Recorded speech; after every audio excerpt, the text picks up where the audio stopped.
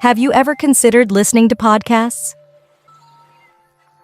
It can be a great way to improve your listening skills and expand your vocabulary, as well as learning new phrases and idioms.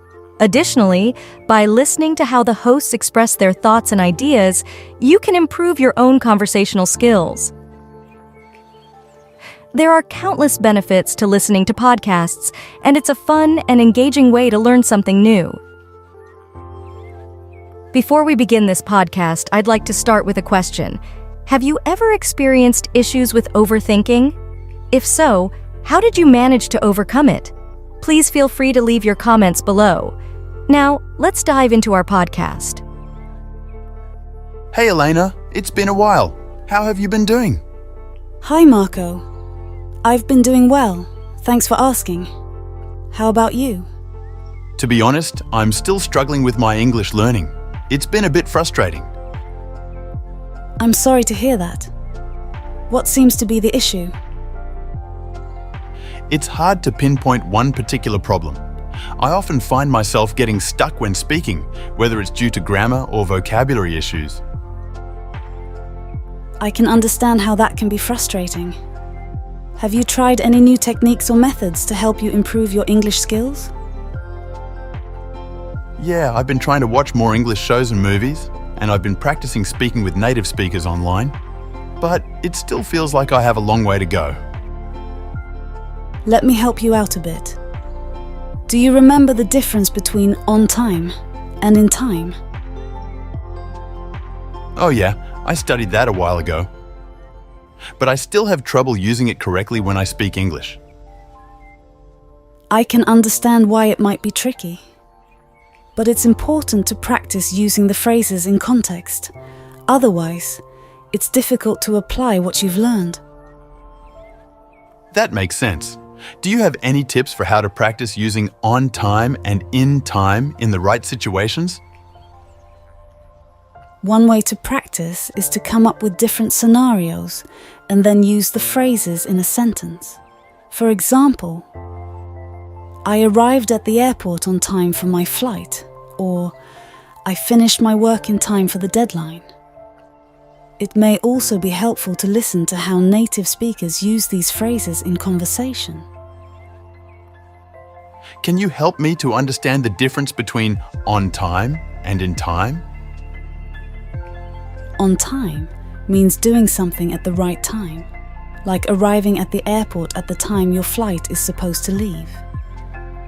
In time means doing something with enough time to spare, like finishing your work before the deadline. Oh, I see.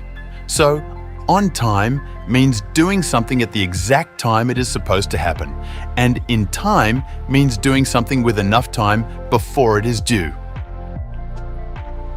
I can give you another example. Let's say you have a meeting at 3 p.m. If you arrive at 3 p.m., you're on time. But if you arrive at 2:45 p.m., you're in time. Oh, I see. So, if I arrive at the exact time of the meeting, I'm on time. But if I arrive a little early, I'm in time. Yes, that's correct. Being in time means you're not only on schedule, but you also have some extra time to prepare or get settled before the meeting starts. I get it now. Thanks for the helpful examples, Elena. I can teach you some phrases to improve your English skills. For example, if you want to thank somebody, you can say, "It's very kind of you," or "Thank you so much for doing that." That's helpful. What if I couldn't hear the last part of a phrase? How can I ask the speaker to repeat it? Good question. You can politely ask, "I'm sorry, I didn't catch the last word. Could you please repeat that?" Now, let's start the podcast conversation. Hey Marco, how are you feeling today? You called me last night and you seemed really worried. Is everything okay? Oh, hey Elena. Thanks for asking. Yeah, I was feeling a bit overwhelmed last night. Anything serious? Do you want to talk about it? I don't know, I've just been overthinking everything. Every decision I make, every conversation I have, it's like my brain won't shut off. I understand. Overthinking can be really tough to manage, but it's great that you're looking for ways to handle it. Yeah, I just feel like my overthinking is excessive compared to other people. It's like I can't control my thoughts sometimes. It feels like I can't turn it off sometimes. I hear you. It can be really frustrating when our minds feel like they're working against us. Have you tried any strategies to help calm your thoughts? I've tried a few things, like deep breathing and journaling, but I still find myself getting caught up in my thoughts. I get that. It can take time to find techniques that work for you. Have you considered talking to a mental health professional? They might be able to offer some additional strategies or support. Thank you for understanding, Elena. To be honest, I'm more comfortable sharing my thoughts and feelings with my family. However, I'm a bit worried that they might get angry with me or think less of me if I open up to them. I hear you, Marco. It's natural to feel worried about how others may react to our thoughts and feelings. Have you talked to your family about your concerns? Not really. I guess I just don't want to disappoint them or make them feel like I can't handle things on my own. What is overthinking? Overthinking is when you spend too much time thinking about something and can't stop. It's like being stuck in your thoughts and worrying too much about a situation or problem. This can make you feel stressed, anxious, or overwhelmed. I've been feeling really down lately. All of my friends seem so happy and they're always posting pictures with their significant others. Meanwhile, I feel frustrated and sad about my own life. It's completely normal to feel that way, Marco. However, it's important to keep in mind that what we see on social media is often just a small part of people's lives. People usually only share the good moments and don't show the struggles and hardships they may be going through. So, even if it looks like everyone else is living their best life, there may be more going on behind the scenes that we're not aware of.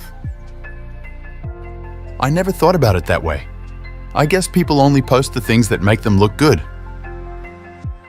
Exactly.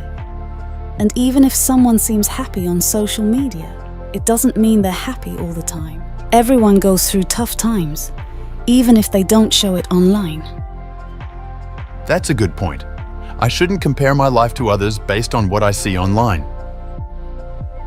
Exactly. It's important to focus on your own journey and not compare yourself to others. What makes you happy and fulfilled may be different from what makes someone else happy. You're right. I need to focus on my own life and what makes me happy, instead of worrying about what other people are doing.